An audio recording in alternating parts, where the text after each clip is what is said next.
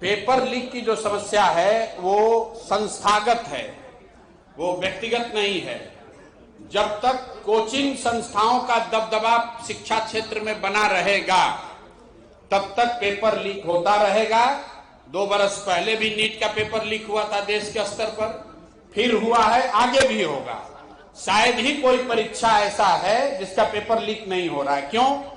क्योंकि पिछले 10-15 सालों में कोचिंग संस्थाओं का दबदबा इतना बढ़ गया है कि कोचिंग संस्थाएं बच्चों को अपने यहां अट्रैक्ट करने के लिए कुछ भी कीमत देने के लिए तैयार है, तो इसलिए पेपर लीक हो रहा है। जब तक सरकार इस व्यवस्था में कोचिंग संस्थाओं के प्रभाव को कम नहीं करेगी तब तक पेपर लीक होता रहेगा, चाहे सरकार कोई भी दावा कर ले।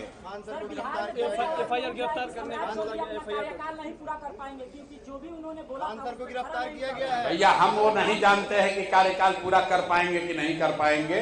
हम ये जानते हैं कि सम्राट चौधरी अगले 5 साल तक मुख्यमंत्री रहें या कोई दूसरा रहे, बिहार में भ्रष्टाचार कम नहीं होगा, बिहार में शिक्षा व्यवस्था नहीं सुधरेगी।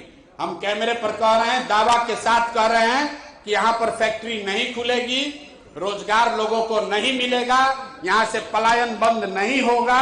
इसलिए कि बात व्यक्ति सम्राट चौधरी की नहीं है, बात इसकी है कि बिहार के लोगों ने वोट किस बात के लिए दिया है।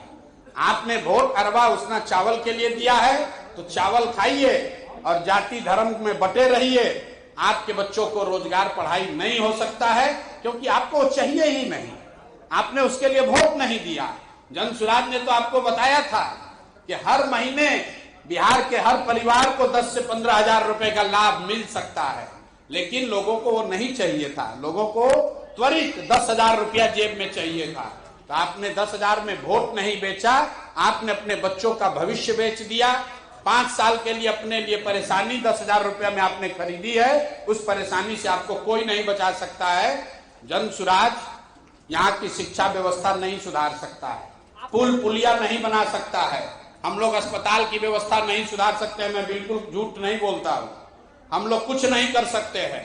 बहुत से बहुत तो इतना ही करेंगे कि आपके प्रति अगर व्यवस्था कोई अन्याय कर रहा हो, आपके साथ भगवान न करे कोई दुर्घटना हो जाए, व्यवस्था आपके साथ अन्याय करेगा तो हम लोग आपके साथ आवाज बनकर खड़े हो सकते हैं, आपके सुरक्षा में खड़े हो सकते हैं। व्यवस्था सुधारने का जिम्मा ना आपने हमको दिया है ना हम लोग उसको कर सकते हैं। वो जिम्मा आपने दिया है मोदी नीतीश को, तो नीतीश तो पलायन करके गए दिल्ली, अब मोदी जी आएंगे लोकसभा चुनाव में, तब तक इंतजार कीजिए। आपके मोबाइल पर तुरंत आएगी ब्रेकिंग न्यूज, स्क्रीन पर सबसे पहले दिखेगी बड़ी खबर, देश दुनिया की हर खबर एक जगह। अब आपके मोबाइल पर तुरंत फटाफट इंस्टॉल कीजिए न्यूज नेशन ऐप और रखिए खुद को अपडेट।